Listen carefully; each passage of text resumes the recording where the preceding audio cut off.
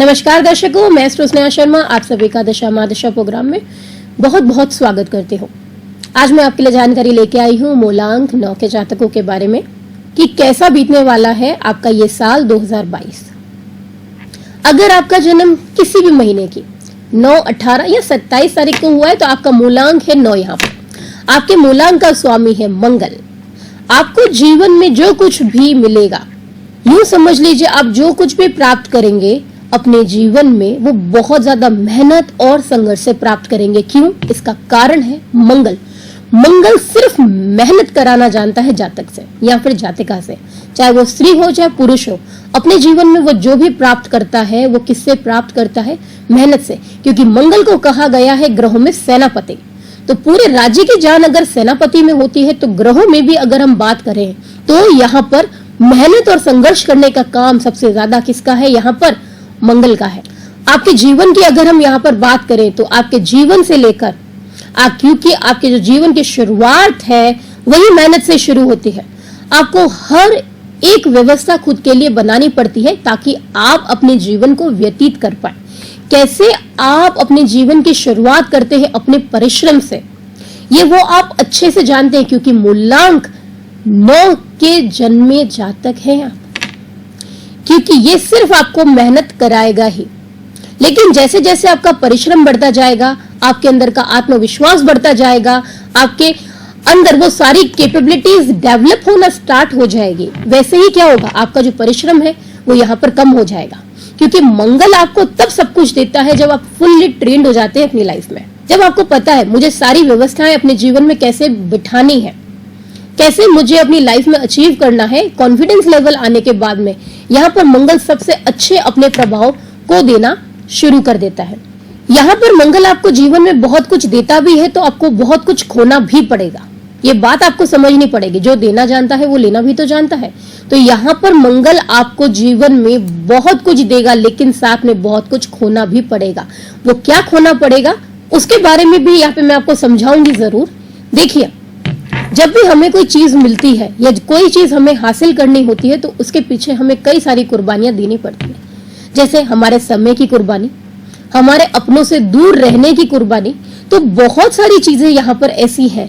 तो अगर हमें जीवन में अपने कार्य क्षेत्र में सफलता प्राप्त करनी है तो हमें यहाँ पर अपने कंफर्ट जोन को छोड़ना पड़ेगा। और ये साल जो है वो आपके कंफर्ट जोन छुड़ाने के लिए ही आया है। इस बात को आपको एक्सेप्ट करना ही पड़ेगा, क्योंकि इस साल का मूलांक है वो मूलांक है 6, 9 और 6।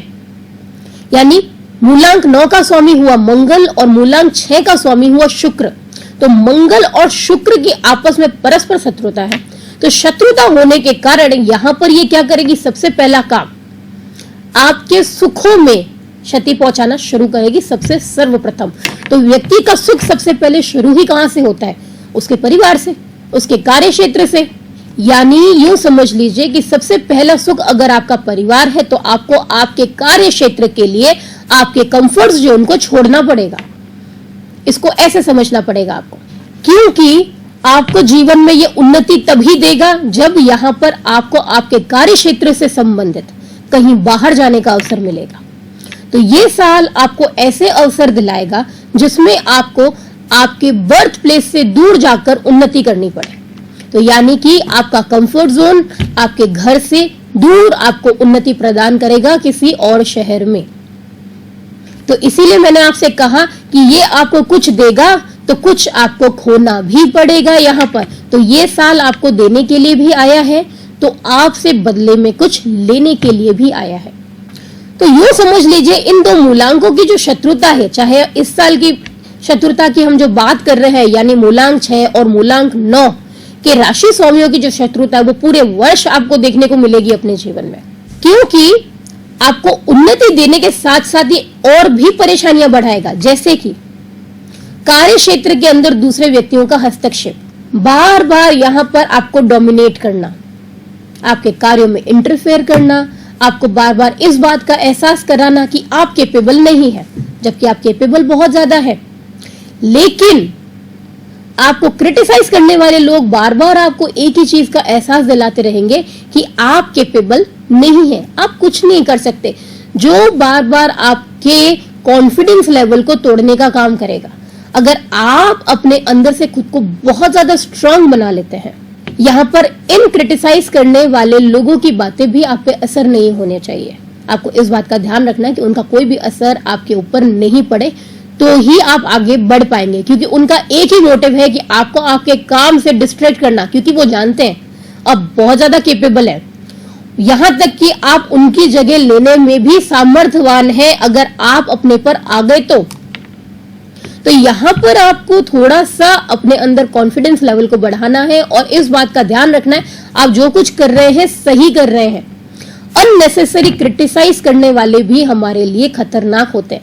वैसे कहते हैं ना, क्रिटिसाइज करने वाले लोग अच्छे होते हैं, मानते ही अच्छे होते हैं, लेकिन उस जगह पर जहां पर हम गलत हो, जहां पर हमें वाकई लगता है कि हमसे गलती हुई है, लेकिन जहां हमारी गलती नहीं है वहां पर लगातार क्रिटिसाइज किया जाए तो व्यक्ति का कॉन्फिडेंस लेवल जो है वो बिल्कुल बिखर जाता है, क्योंकि उस समय व्यक्ति के सोचने समझने की क्षमता कम पड़ जाती है। तो यहाँ पर आपको सिर्फ इतना ध्यान रखना है कि ज्यादा क्रिटिसाइज करने वाले जो लोग हैं उनसे थोड़ी दूरी बनानी है। सिर्फ अपने काम से मतलब रखना है आपको कि आप अपने काम पे अपना 100% कैसे दे रहे हैं, क्योंकि आप 100% जब अपने काम को देंगे, पूरी तरीके से समर्पित रहेंगे, तो इन क्रिटिसाइज करने वाले लोगों का भी क्या हो जाएगा, बाद में अंत हो जाएगा। ये लोग भी बाद में हार मान लेंगे। इस साल में नए अवसर भी मिलेंगे, कार्य क्षेत्र का दायरा काफी बढ़ने वाला है आपके लिए।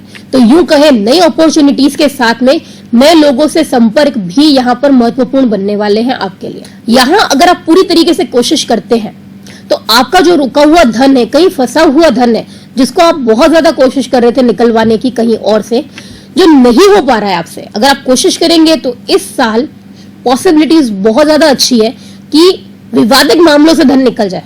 सीधे तरीके से जो नहीं निकल रहा था, अगर वो विवादित मामलों में कन्वर्ट हो जाता है तो वो निकल जाएगा, क्योंकि ये वर्ष ही विवाद के लिए, इसको ऐसे समझ लीजिए।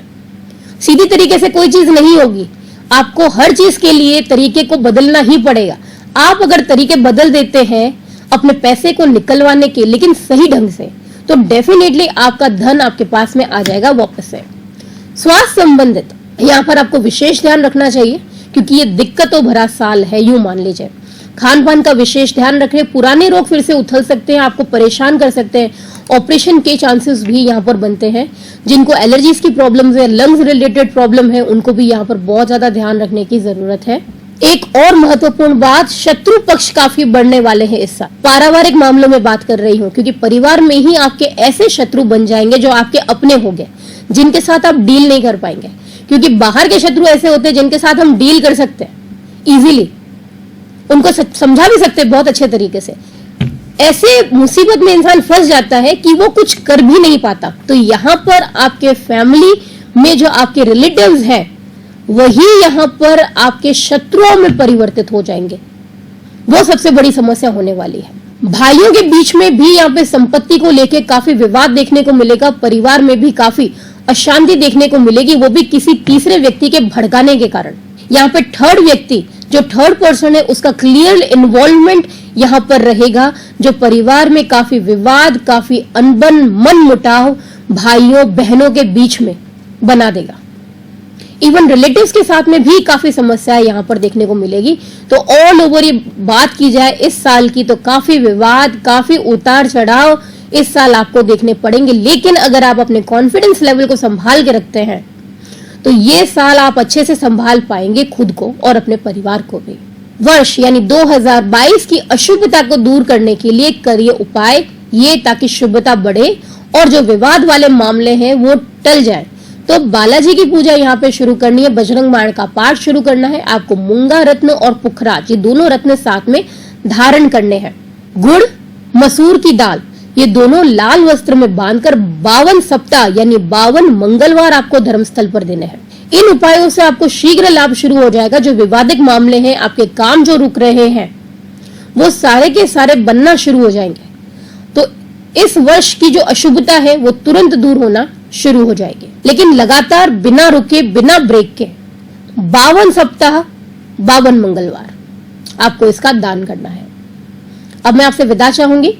देखना न भूलिएगा हमारा कल का एपिसोड दशा महादशा का। नमस्कार।